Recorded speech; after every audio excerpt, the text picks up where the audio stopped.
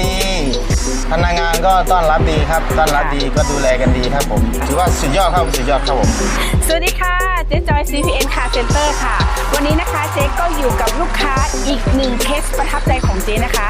วันนี้ลูกค้าตัดสินใจออกรถกับเจ๊นะคะเป็น Revo นะคะเป็น Revo ปี 2020 ตัว e-Plus นะคะต้องบอกเลยว่าคันนี้นี่สวยแบบสุดๆเลยนะคะ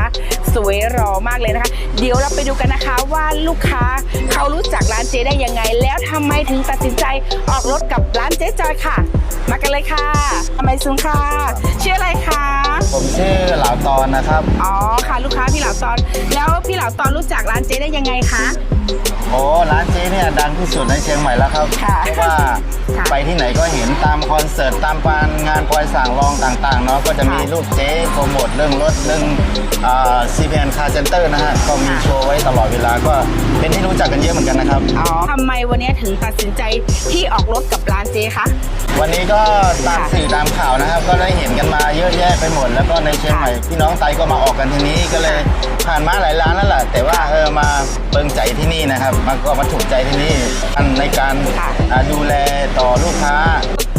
มาดูรถของเจ๊เนี่ยค่ะเป็นยังไงบ้างคะสวยเหมือนที่เจ๊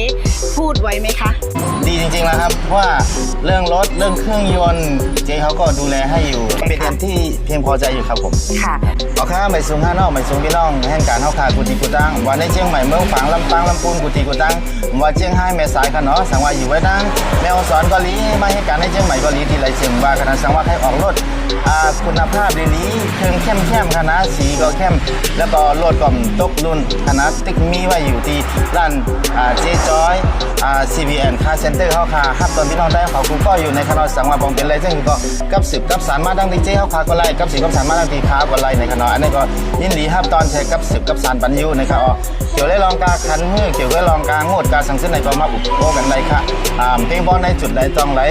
ตอนการไหลเข้มไม่ไหลตีไหลเพ่งบอลใจในก็อุบกันดังเจ๊จอยเท่าไรอยู่ในข่าวยินดีถ้ากูก็ไปสูงนั่นเองค่ะเจ๊เขาได้มีไว้ตา3 ตีคณะ3 ล้านคณะ1ก็ได้เป็นเมโจคณะ2ก็ได้เป็นนาวัดผูมัน3ก็ได้เป็นตีหน้าหมู่บ้านกวนเวียงคณะตั้งหางโลกในคณะได้ก็ฝากถึงพี่น้องเขาจำได้ไรก็กับสิบที่นั่นไรคณะเบอร์โทรเจ๊เขาก็มีไว้ยาวในสังว่าให้โทรหาถามได้รายละเอียดเกี่ยวกับลองรถกูเจอกูลองเจ๊จอยจัดปานค่ะ